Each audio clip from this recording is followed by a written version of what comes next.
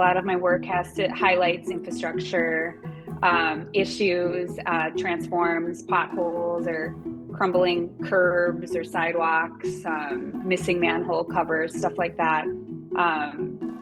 And yeah, I've been doing that for the past about a decade. And some of my other works include like gorilla sculpture installation and stuff like that. Yeah, so that's kind of how I came about meeting your company. I just had an idea one time where a truck had ran into a tree on Fifth Street and taken it down. And I had an idea to make an art piece on it where like this lumberjack had been trapped underneath it. And I set that up, and the reaction in the neighborhood to it was just, I don't know, it really blew me away at how people responded to it. They loved it. So in fact, I remember I had finished and I walked down the street and the guy chased me down the street to just be like, oh my God, that is art. That is amazing. This. And I wasn't really expecting that kind of reaction, but it kind of tipped me off to the idea that like streets are something that we all share. So to use it as a canvas, it really resonates with people because we, again, share those experiences of seeing, you know, potholes or seeing a tree get hit by a truck. So after that happened, I kind of just started paying more attention to things. These problems never go away. It's sort of just, you know what I mean? Like, I'm like, when I think I'm going to be done with it, then there's another pothole or another tree that fell over or another, it's just kind of always happening. So I'm just always kind of keeping an eye out for it now. So I would say that is more, those things find me. Walking is my main mode of transportation in a city. I live in downtown Los Angeles, so that's how I get around. So it's a lot of times it's just things that I come across. Okay, this newspaper stand is tipping over, or, you know, like I said, there's a new pothole here or whatnot. And sometimes I'll have a pre-existing idea, and then I do kind of look for something that'll fit that, but that's rare. More often than not, the idea comes about from what I saw. If I do see something, depending on what it is, I kind of have a small window of when I can get that art piece done. Because sometimes that pothole will be there for a long time. Other times, especially if it's like a newspaper stand, that thing might be gone next week, you know, because the city's removing a lot of those things. So if I do have an idea, sometimes I do feel, you know, I give myself a small window to try to get it done on time before it either gets fixed or is gone.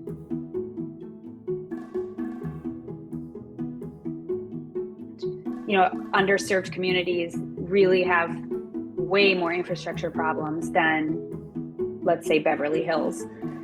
You just aren't going to see the same things that I see in that area. So obviously, I think that that's something people know, but just to see it firsthand is really, it's really startling, you know, because there's streets in Skid Row where literally there's just no curb. Like, not like a curb, you know, sometimes you see a curb kind of crumbling or like a crack in it. It's like, oh no, for this whole street, there's just no curb at all. And it's like, how long does that have to go neglected to lose a whole curb? I mean, you're talking, that's got to be 50 years, maybe 100 years. And you just don't see those kinds of things in other parts of the city.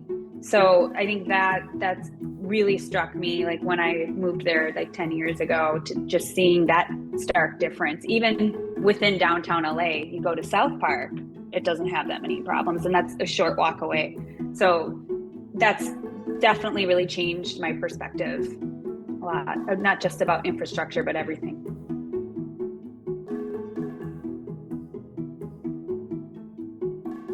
Yeah, definitely. And like I said, the art piece that I make, a lot of times it's not about the art piece itself. Well, it really isn't. It's about the context of what it's highlighting, as you pointed out. Even like just doing an art piece about a pothole, just kind of calling attention to that in and of itself kind of makes you step back and like, wow, look at humanity. Look at all this like stuff on the road. And, you know, I definitely want to highlight that. And as I said before, the discrepancies between the communities. And then also just the idea of like everything's changing at all times, right? Like a pothole exists because it changed for the worse. But I think things are still changing and they can change for the better. So kind of participating in that narrative, I think, is is inspiring. It's just, even though it's not going to fix every pothole, it's just letting people know that, like, hey, it doesn't end right there with that pothole, even though, it's unfortunate that things came to that, but that's sort of a natural thing that happens with roads. And in your company, like, I think can really benefit, like, the underserved communities the most, because they're the ones that actually have the most problems. So that's exciting. It's exciting to see technology, as you and I have talked about in the past, being used for something good, because it's kind of scary, like we don't know a lot about technology. It's new. So, like, to actually be seeing it put to use in that way is good. And as I said, you guys are going to put me out of work, hopefully.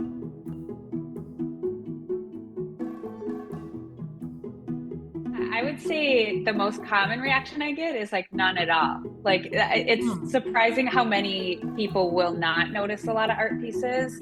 So I always kind of like do about the math. Seems to be like 80% of the time people don't notice. And the reason is because they're on their way somewhere. They're not, like, in art looking mode, you know what I mean? So, like, they're on their phone, they're on the way to the grocery store or a meeting. So a lot of times people don't notice. And it varies on the installation. Sometimes it is a little bit more, it's hard not to notice it sometimes, but usually the reactions when people do notice are really pretty positive, and it's cool. It's allows people to sort of interact with it as well. But yeah, it's like I said, the reactions have been good, which is why I've even continued it to begin with. Like, I wouldn't have continued it, I don't think, because a lot of my work does get destroyed. So, like, I still find it to be so worth it because of the reactions that it does get are positive.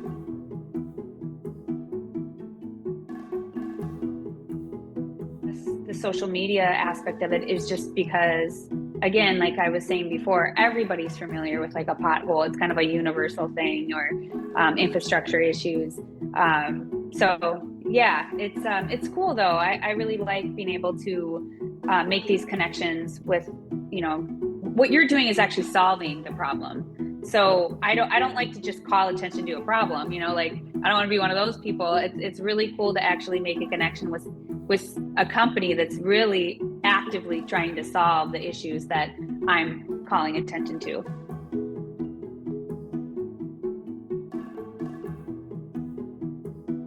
Basically, I have an alley outside my studio where it's in the toy district, where they make piñatas, and they sell a lot of toys and stuff like that. A lot of immigrants, a hardworking neighborhood. There's a lot of potholes in that alley because they're always moving their carts and strollers, and it's not a part of the city that the city seems to have any interest in, like, repaving for whatever reason. So there's plenty of potholes. And so that was one where I actually could see it solved a problem, that, like, people were tripping in those particular potholes. So I the first one that I did was to put the fake lobster in it, and that did go viral. But it's still there, it's still filling that pothole. But it's kind of funny because as soon as I started doing a couple, then they would be like, okay, there's one down here, there's one over there. I'm like, oh my God. Suddenly I'm, like, working for the alley now, filling all these potholes. But they responded really well to it. And I still see people, like, every day, if I'll come out there, little kids, like, being so surprised to see, like, fake money or a little lobster or goldfish or candy. I did, like, candies under the piñatas. So that's cool to, like, see that firsthand, like, people interacting with it on a regular basis.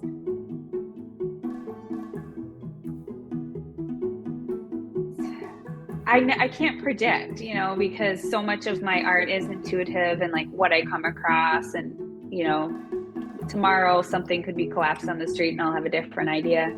But I do want to continue doing the stuff that's in the community and that's there, even if it doesn't last. Like, obviously those potholes last, but, like, a lot of my work doesn't last. Like, it'll be gone as soon as I walk away, whether it's stolen or just ran over, or, and I like the sincerity of that. I like being part of the neighborhood, even if it's just for a moment.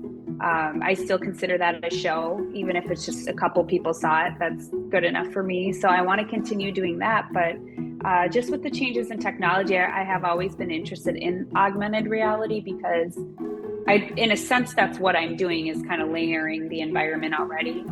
So I'm somewhat interested in, looking into that, because so many people are on their phone, and that is a way to make your artwork last. If people can walk up and, pull something up on their phone, and we haven't seen a lot of that yet, but I do think there's a future in it, and I have the ideas for it. So I would like to stay interested in that and see where that takes me. But I'll never stop doing the stuff that's actually in person. I think that's still the top of the line. Like the most pure form of art is when it's actually there.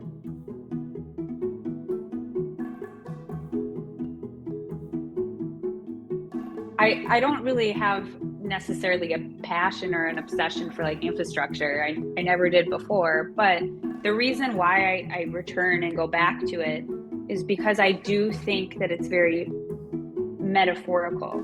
I think that the idea of things falling apart, the idea of things crumbling, the idea of is not only the way a lot of people feel personally, it's also kind of the way people feel about our country and the world right now. Is it ever going to get any better? Because there's just more and more and more potholes or problems or manhole covers missing. Like the level of desperation on the streets that I see, even with things, metal getting scrapped and stuff in downtown. It just, like I said, it feels very metaphorical, but I think by participating in it is in a way sort of rebelling against the negativity by being look, I can still be part of this. And like we talked about earlier in the interview, the narrative doesn't have to be over.